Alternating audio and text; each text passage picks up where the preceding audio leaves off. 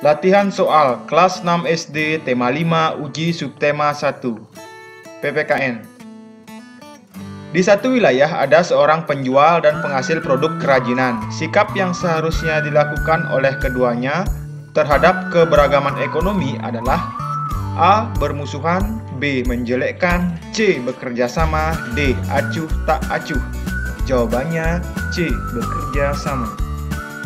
2. Salah satu faktor yang menjadikan seseorang sukses adalah sikap A. Malas, B. Sombong, C. Kerja keras, D. Boros. Jawabannya C. Kerja keras. Dika membuat kerajinan dari bambu untuk dijual. Ia sering mengalami kegagalan, tetapi ia terus berusaha untuk membuat kerajinan tersebut hingga menjadi karya yang bagus dan bernilai jual. Sikap yang dapat dicontoh dari Dika adalah A. Pantang menyerah, B. Tidak memiliki semangat bekerja keras, C. Mudah putus asa, D. Tidak disiplin. Jawabannya A. Pantang menyerah. 4. Ketika ada teman yang usahanya belum sukses, sikap kita adalah A. Mengejeknya, B. Sombong dengan kesuksesan kita, C. Mencela usahanya, D. Menghargai usahanya.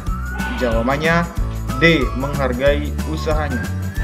5. Sikap saling menghormati sesuai dengan sila Pancasila yang berbunyi A. Ketuhanan yang Maha Esa, B. Kemanusiaan yang adil dan beradab, C. Persatuan Indonesia, D. Keadilan sosial bagi seluruh rakyat Indonesia. Jawabannya B. Kemanusiaan yang adil dan beradab. 1. Apakah arti keanekaragaman yang dimiliki bangsa Indonesia? Jawabannya, keanekaragaman yang dimiliki bangsa Indonesia merupakan kekayaan dan keindahan bangsa. 2. Mengapa keragaman ekonomi harus diterima oleh masyarakat? Jawabannya, karena setiap keragaman ekonomi sangat dibutuhkan dalam kehidupan agar kebutuhan terpenuhi. 3. Pak Jono adalah pedagang kain, sedangkan Pak Juari adalah pengusaha konveksi. Sikap apakah yang seharusnya dilakukan oleh Pak Jono dan Pak Juari? Jawabannya, Pak Jono dan Pak Juari seharusnya bekerja sama untuk membuat pakaian atau produk lain yang berbahan dasar kain.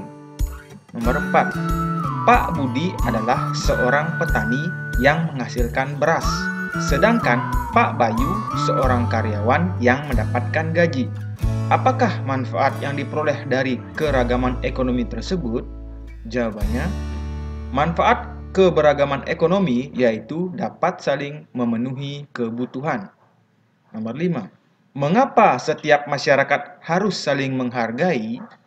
Jawabannya, setiap masyarakat harus mempunyai sikap saling menghargai agar tercipta kerukunan dan keharmonisan hidup di lingkungan sekitar.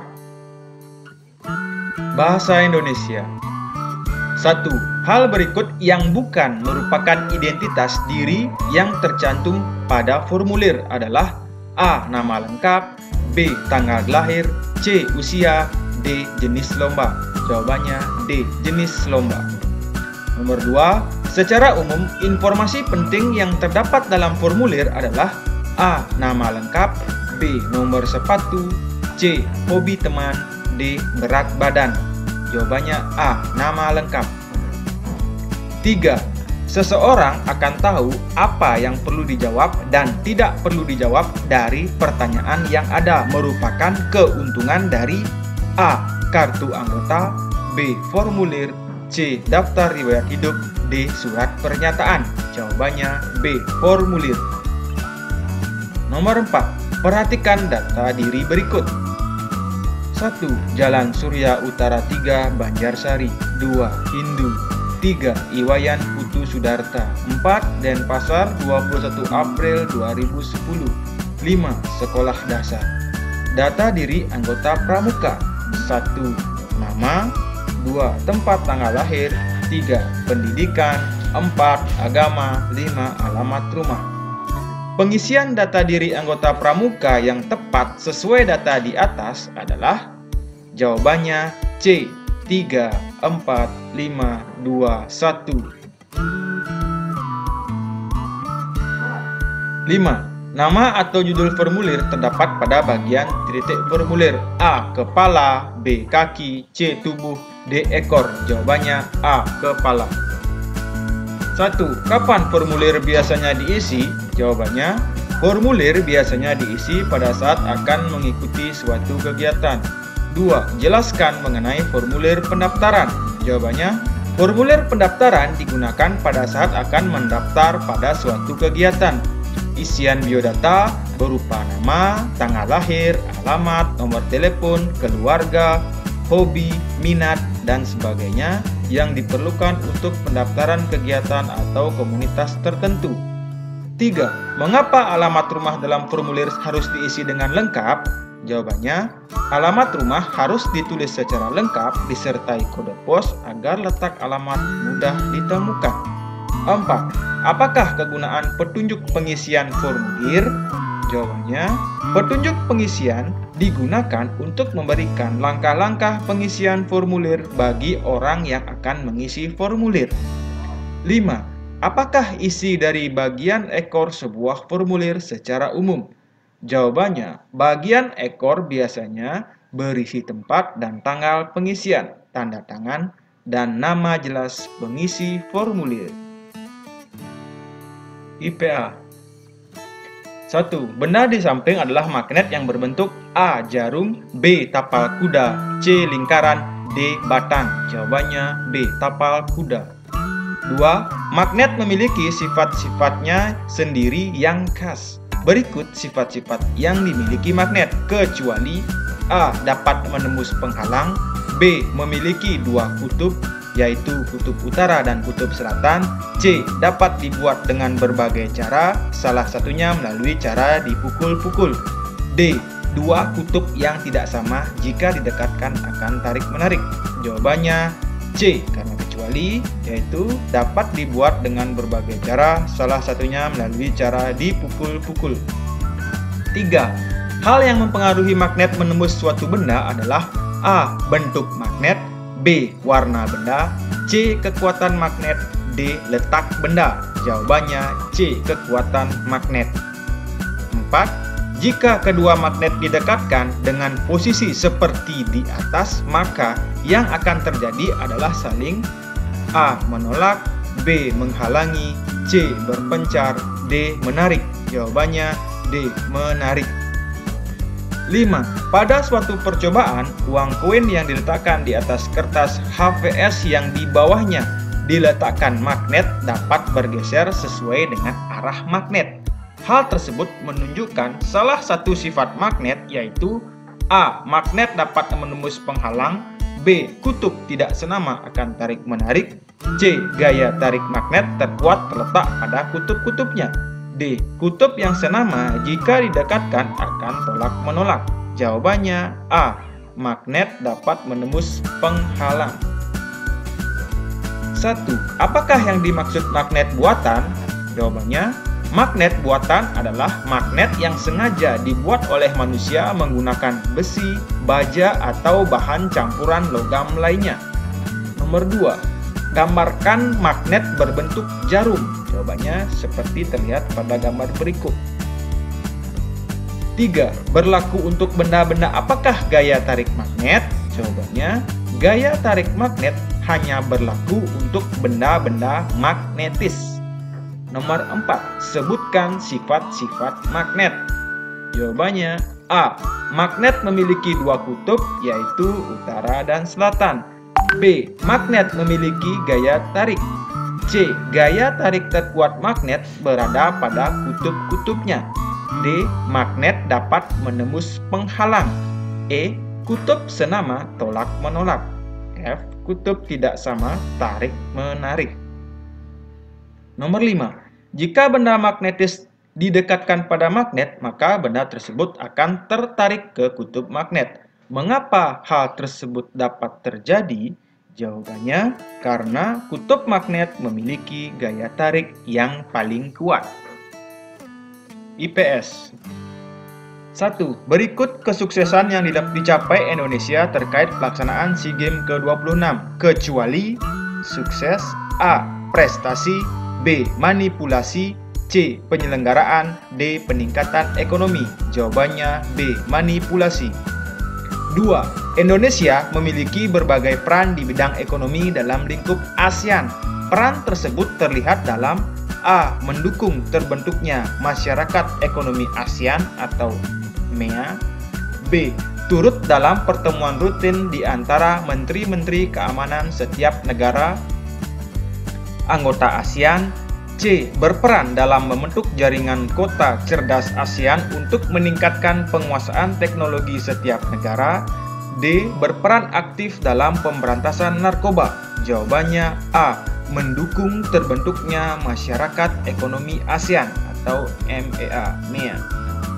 3. Berikut yang bukan merupakan tujuan pembentukan ASEAN adalah A. Memajukan kerjasama di bidang industri.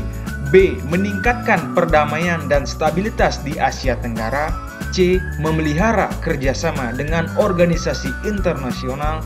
D. Membatasi pertumbuhan ekonomi dan kemajuan sosial budaya negara yang bukan anggota ASEAN. Jawabannya D. Membatasi pertumbuhan ekonomi dan kemajuan sosial budaya negara yang bukan anggota ASEAN. 4. Indonesia telah 4 kali menjadi tuan rumah SEA Games. Salah satunya adalah pada tahun A. 1997, B. 1996, C. 1995, D. 1994. Jawabannya A. 1997. 5. ASEAN adalah singkatan dari, jawabannya B. Association of Southeast Asian Nation. 1. Mengapa Singapura dikenal sebagai negara modern dan maju bila dibandingkan negara lain di kawasan Asia Tenggara? Jawabannya, karena negara Singapura merupakan negara industri maju dan pusat perdagangan yang dilengkapi sarana dan prasarana modern. 2. Sebutkan berbagai peranan negara Indonesia dalam bidang ekonomi di lingkup ASEAN. Jawabannya A. Mendukung terbentuknya Masyarakat Ekonomi ASEAN MEA. B. Ikut serta berperan dalam lumbung padi ASEAN. C. Ikut serta dalam melakukan kerjasama di sektor industri, salah satunya ASEAN Aceh Fertilizer Project. D. Indonesia sebagai salah satu pelopor dan pendiri organisasi kerjasama ekonomi antar negara. E. Tuan rumah KTT ASEAN. F. Berperan aktif dalam AFTA ASEAN Free Trade Area. 3. Apakah salah satu kerjasama ekonomi yang dilakukan oleh negara-negara ASEAN dalam perdagangan? Jawabannya, kerjasama ekonomi yang dilakukan oleh negara-negara ASEAN salah satunya dengan pembentukan kawasan perdagangan bebas di ASEAN yang bernama AFTA ASEAN Free Trade Area. Nomor 4, jelaskan pengaruh SEA Games ke-26 terhadap perekonomian di Indonesia, yaitu di Sumatera Selatan. Jawabannya, dalam hal peningkatan perekonomian bukan hanya industri besar. Penyelenggaraan SEA Games juga berpotensi memajukan perekonomian Sumatera Selatan secara keseluruhan.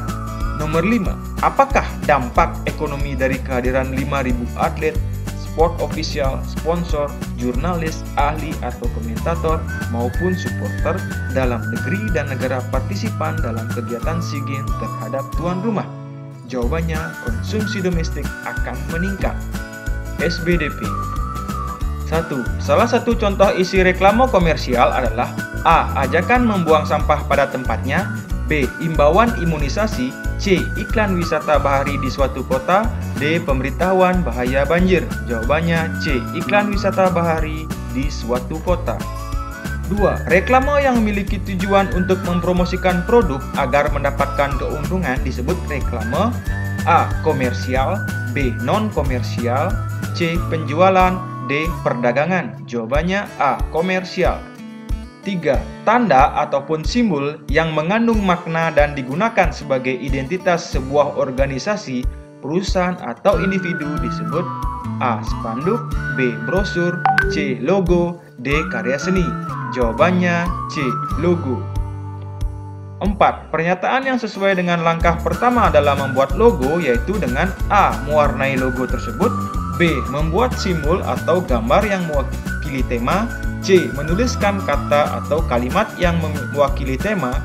D. Memilih dan menentukan sebuah tema. Jawabannya D. Memilih dan menentukan sebuah tema.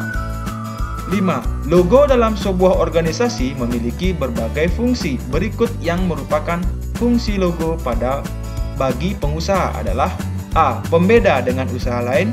B. Simbol penurunan usaha. C. Pertanda usaha akan ditutup. D. Membangun kesan negatif. Jawabannya A. Pembeda dengan usaha lain. Jelaskan yang dimaksud reklame secara luas. Jawabannya, secara luas reklame adalah alat untuk menawarkan, mempromosikan, memperkenalkan barang-barang hasil produksi atau jasa kepada masyarakat menggunakan gambar dan kata-kata yang menarik. Nomor 2, termasuk jenis apakah spanduk? Jawabannya reklame. Nomor 3, sebutkan ciri-ciri reklame. Jawabannya A. Singkat, jelas, dan mudah dimengerti. B. Menarik dan mencolok. C. Pesan yang disampaikan dalam reklame harus jujur. D. Dilakukan berulang-ulang. 4. Apa sajakah fungsi logo dalam kegiatan wirausaha? Jawabannya A. Simbol keunggulan usaha.